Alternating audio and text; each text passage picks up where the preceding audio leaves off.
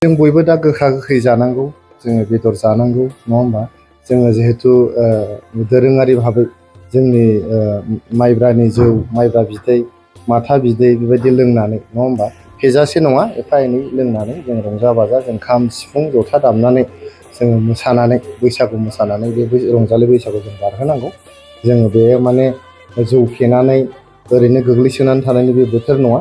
जों बे मेथाइ सुजुनायनि, खन्थाइ सुजुनायनि, खाम सिफुं दामनो सोलोंनायनि, जोंनि हारिमुखौ जों सिगांथिं लांनायनि आरो फैगोन आबाद बोथोरनि थाखाय जोङो थाग थियारि जानाय, रंजाखानानै जों गावनि बोलोखौ फोराननानै फैगोन आबाद बोथोराव जों जिहेतु बारसोमनांगौ। बेखायनो रावबो जाहाथे बेबायदि माने गोबां जौ फेनानै गोग्लैसोनानै थानानै बा गावजों गाव नांलाय खमलाय जाहाथे जाया, बिदा फंबाय बयबो अनलायनानै गोबालायनानै जोङो रुजु रुमुयै रंजा बाजायै नैबे बैसागुखौ जों बारहोहरनांगौ। बारदै सिख्लाया सफैनाय लोगो लोगो, दाउ खौवौआ गाबफैनाय लोगो लोगो जोंनि जे बोसोर गोदान बैसोनि आगु बैसागु बियो दिनै सौफैबाय। बे दिनै रंजालि बैसागु फोरबोनि जोंनि साफ्रोमबो बड'लेण्ड रायजोनि साफ्रोमबो नोगोरारिफोरनो आङो जोंनि इउपिपिएल हान्जानिफ्राय गोसो गोरबोनि हामलायनाय जासिहरदों।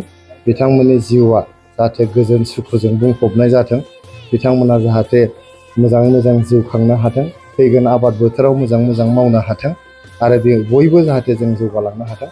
बेनि थाखायनो आङो आफा इसोरनाव, आफा बाथौ बोराइनाव आर'ज गाबहरदों, जाहाथे जोंनि बर'जों लोगोसे गासैबो हारि माहारिनि सुबुंफ्रा सुखु गोजोनै आलो गोजोनै जों बेयाव रायजो जानो हायो, संसार जानो हायो।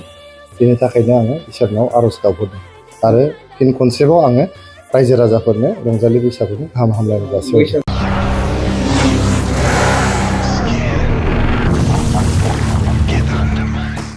गोजोनथाव खौरां! सेरफांगुरि बाजाज श'रुमा बाजाज बाइक सालायनानै मोजां मोनग्रा रायजो राजाफोरनि थाखाय गोजोनथाव खौरां लानानै फैदों। सेरफांगुरि बाजाज श'रुमा ईद एन्ड बिहु दामाका अफार होगासिनो दं। क'क्राझार जिल्ला सेरफांगुरियाव थानाय फुंखा इन्टारप्राइज बाजाज श'रुमा 22 मार्चनिफ्राय 30 एप्रिलसिम ईद एन्ड बिहु दामाका अफार आरो एक्सेन्सनि खाबुफोर होगासिनो दं।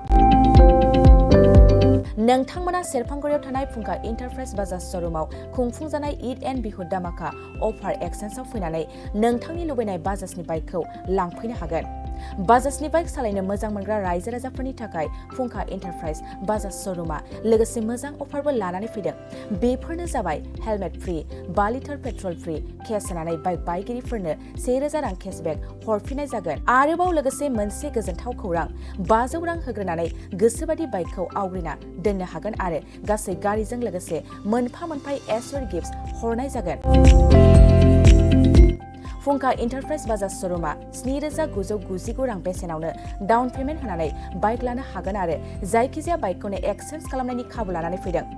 आबुङै मिथिनो थाखाय 6003817191 7002240725 आरो 9101547892 बे जानबुं नाम्बाराव खौरां लाहरनो हागोन।